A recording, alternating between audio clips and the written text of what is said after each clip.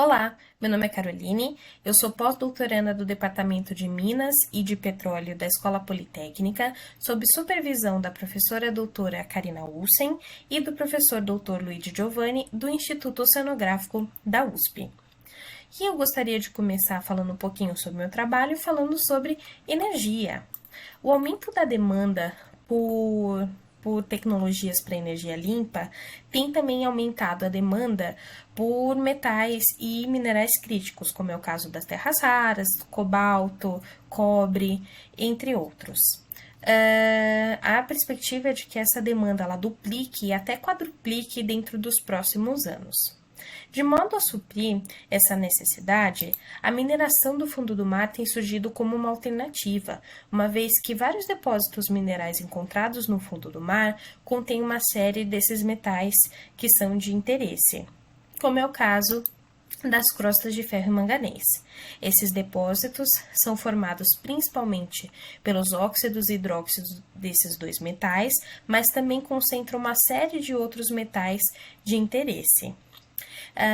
Essas crostas elas são encontradas em diversas regiões do oceano, incluindo a elevação do Rio Grande, que é uma região a cerca de 1.000 quilômetros da costa brasileira.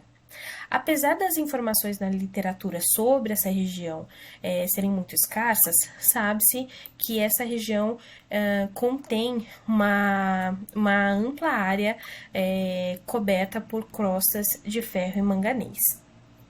Então, o nosso trabalho, ele visa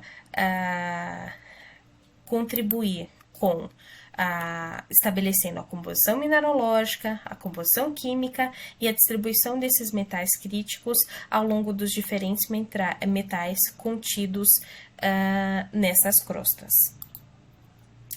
Estudos anteriores já estabeleceram que há duas camadas distintas nas crostas retiradas dessa região, uma primeira geração mais antiga e uma segunda geração mais recente.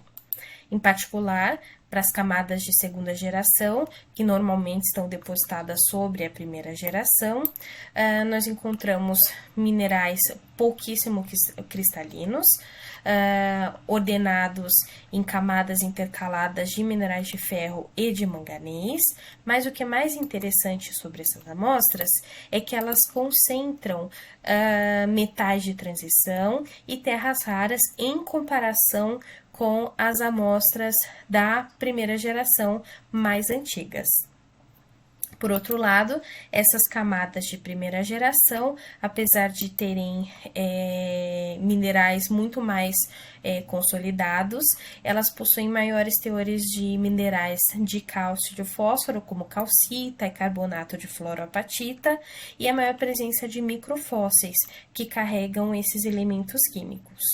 O que é interessante pontuar aqui é que, apesar dessas amostras, dessas camadas de primeira geração possuírem um menor teor de metais críticos, elas possuem outros elementos químicos de interesse econômico, como é o caso do fósforo.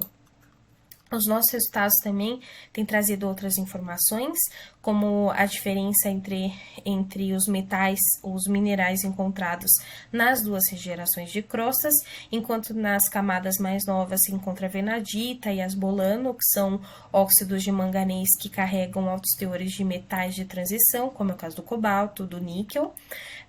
As camadas de primeira geração, mais antigas, elas contêm litioforita, todocorita, que são resultados de processos pós-deposicionais, mas há um particular interesse na litioforita, uma vez que ela que é um mineral que carrega lítio.